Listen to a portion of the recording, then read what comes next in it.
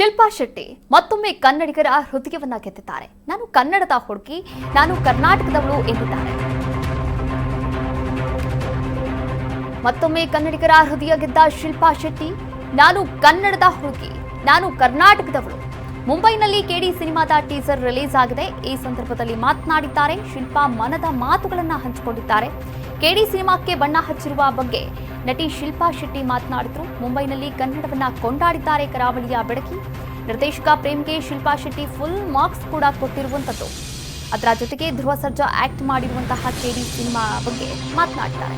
ನೋಡಿ, ಶಿಲ್ಪಾ ಶೆಟ್ಟಿ ಕನ್ನಡತಿ ಮತ್ತೊಮ್ಮೆ ಕನ್ನಡಿಗರ ಹೃದಯವನ್ನ ಗೆದ್ದಿರುವಂತದ್ದು. ನಿನ್ನೆ ಮುಂಬೈನಲ್ಲಿ ಧ್ರುವ ಸರ್ಜಾ ಅವರ ಅಭಿನಯದ ಕೆಡಿ ಸಿನಿಮಾದ ಟೀಸರ್ ರಿಲೀಸ್ ಒಂದು ಕಾರ್ಯಕ್ರಮ ಇತ್ತು. ಆ ಕಾರ್ಯಕ್ರಮದಲ್ಲಿ ಭಾಗಿಯಾಗಿದ್ರು. ಕೆಡಿ ಚಿತ್ರಕ್ಕೆ ಬಣ್ಣ ಹಚ್ಚಿರುವಂತಹ ಶಿಲ್ಪಾ ಶೆಟ್ಟಿ ಈ ಕಾರ್ಯಕ್ರಮದ ಪ್ರಮುಖ ಆಕರ್ಷಣೆಯಾಗಿದ್ರು ಅಂತಾನೂ ಹೇಳಬಹುದು.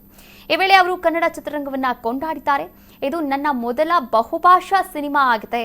18 ವರ್ಷಗಳ ನಂತರ ಮತ್ತೆ ನಾನು ಕನ್ನಡ ಸಿನಿಮಾದಲ್ಲಿ ನಟನೆಯನ್ನು ಮಾಡ್ತಾ ಇದ್ದೇನೆ. ನನಗಿದು ತುಂಬಾನೇ ಸ್ಪೆಷಲ್. ನಾನು ಯಾವಾಗಲೂ ಹೇಳ್ತೇನೆ, ನಾನು ಕರ್ನಾಟಕದ ಹುಡುಗಿ, ಕನ್ನಡದ ಹುಡುಗಿ. ಕನ್ನಡ ಸಿನಿಮಾದಲ್ಲಿ ನಟಿಸೋದು ನನಗೆ ತುಂಬಾನೇ ವಿಶೇಷ, ತುಂಬಾನೇ ಇಷ್ಟ. ಇನ್ನು ಪ್ರೇಮ್ ಸರ್ ಜೊತೆ ಸಿನಿಮಾ ಮಾಡೋಕೆ ತುಂಬಾ ಖುಷಿ ಆಯಿತು.